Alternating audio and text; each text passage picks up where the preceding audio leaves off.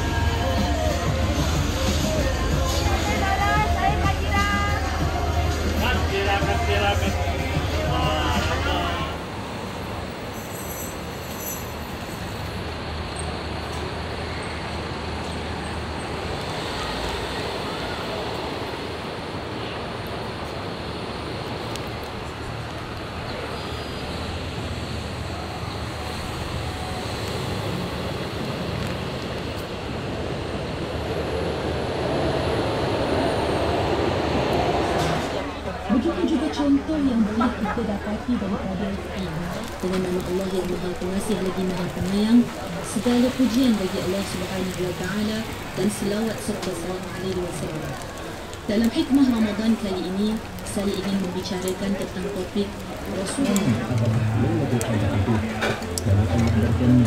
Lailatul Qadar itu lebih baik dari 1000 bulan.